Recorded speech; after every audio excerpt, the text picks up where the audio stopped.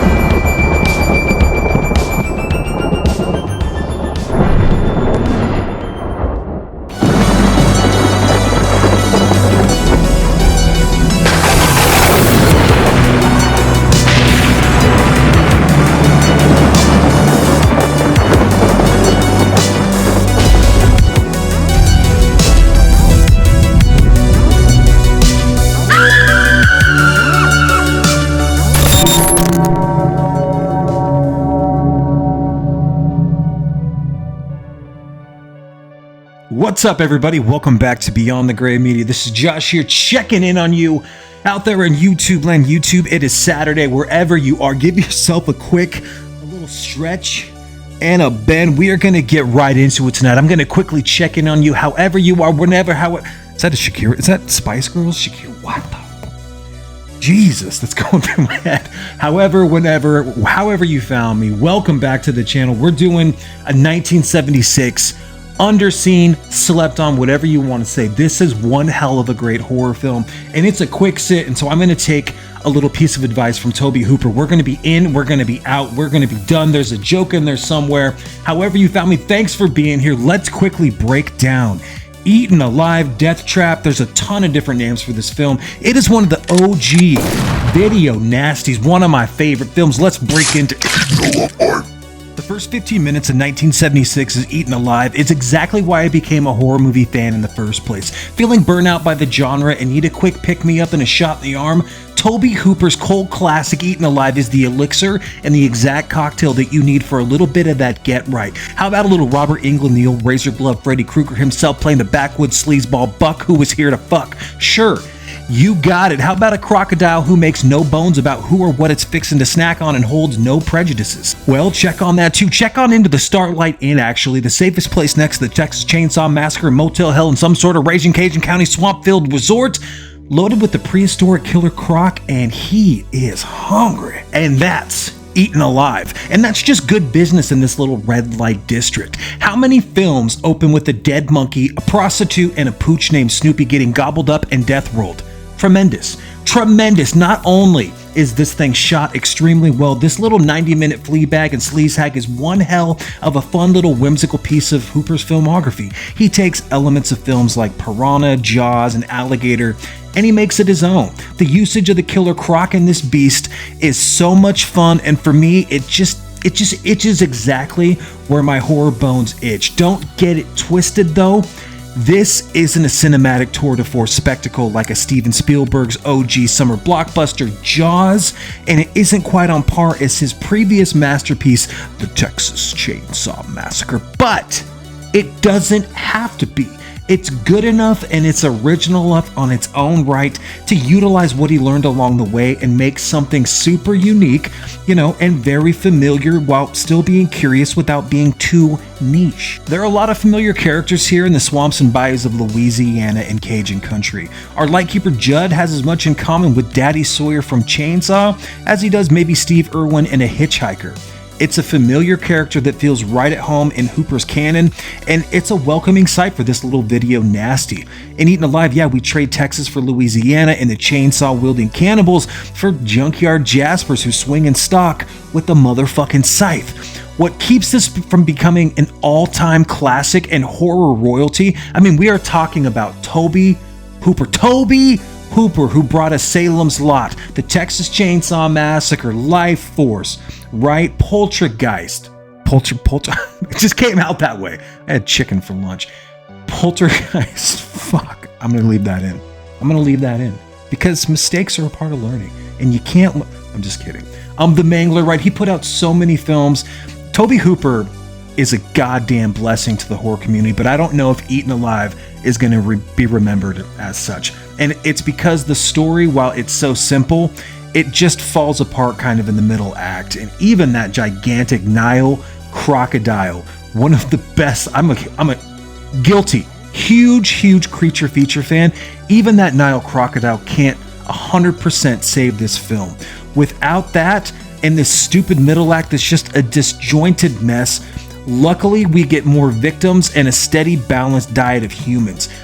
Give us more croc. And I know that after the third or the fourth scythe and the people just being fed to this giant reptile, it still feels like we could use a little bit more, because it just kind of gets a little bit boring and kind of predictable, where you got the sheriff and you got these these women of the night, these daddies that are out there just kind of trying to do their business, and we lose focus here for a little bit, kind of like this review.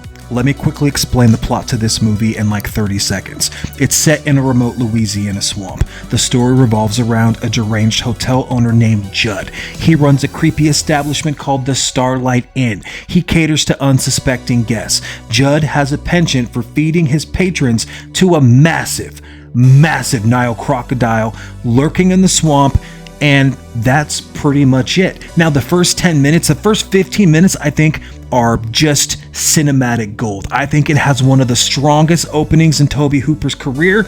It's so intense. You get to meet that really raw Robert Englund, who wants to get super raw. His name's Buck and he's here to fuck. And unfortunately, is her name Clara? She's just kind of accosted. It's very predatory, and she's given a few bucks and kicked down the road a piece. And yeah, the road down there less traveled is unfortunately the Starlight Inn, where Judd wants to just feed everybody to his pet Nile crocodile. That's the plot. That's it. That's all I really need. We don't need like this who did it, who, what, the police chase. Just give us the crocodile the whole damn time. When you look back at other creature feature films, this one is going to be probably, it might not be in the top 5. It's not in the top 5. It's probably maybe not even the top 10, because there's a couple of bear movies, The Edge, right, Backcountry, Into the Grizzly Maze, Grizzly. There's 4 great movies that are probably more intense and more, they have a lot more going for them as films. Maybe not Into the Grizzly Maze, but this is not going to be like, it's not highbrow art, but I think it's so sleazy and it's so culty and so video nasty-y that for me it still works. I can watch a lot of bad shark movies. I love Piranha. I love Piranha 2. I love creature feature films. I love The First Alligator. The Mutation's fine, but there's not a lot of creature features out there, and this one, for the effects and how bold of a choice this was, coming off a Texas Chainsaw, this is a really simple film, and I think this thing is actually pretty damn good.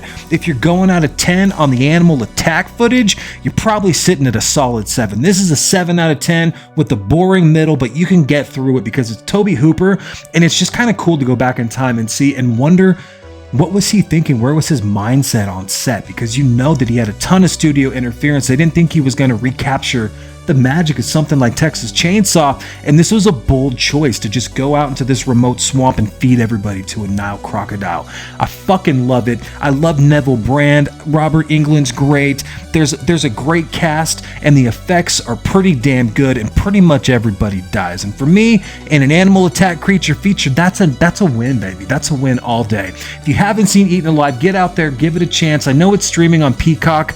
I think I got it on DVD. I know there is a pretty decent Arrow release, but this thing needs like a big box set. TerraVision, I'm looking right at you, bud. This needs a big 4K set. This needs all the bells and whistles, pins, a little hat, something for my kid, right? Maybe a damn, fucking, not grilling ain't easy, but some sort of stupid ass apron. Eaten Alive is so good. Guys, if you want to see more from me, you know what to do. Like, comment. Those likes mean so much. It's a trip. Now that I can see how my channel is doing, and I'm going to be coming at this a little bit harder this month, I'm going to do a bunch of creature features, just so you know. We're going to get into some strange. I think that's kind of cool. I think that's kind of fun. But those likes mean a lot on this channel, and so do the comments. I love talking to everybody. If you comment, I will talk to you. Even if you talk shit, I will comment back. I love the interaction. So like, comment, subscribe, follow me on social media. Can't wait to get back out here. And yeah, I hope you have a great rest of your weekend. Next week is kind of like the first day back to work for a lot of people after that really strange kind of Christmas to New Year's day off, 2 days off, back to work. family in town. For me, it was a lot. It was a lot of excitement, a lot of running around, a lot of entertaining. It's nice to be back, coming back to work, coming back to YouTube. Stoked to see you. Can't wait to see you again. Take care of yourselves. Cheers.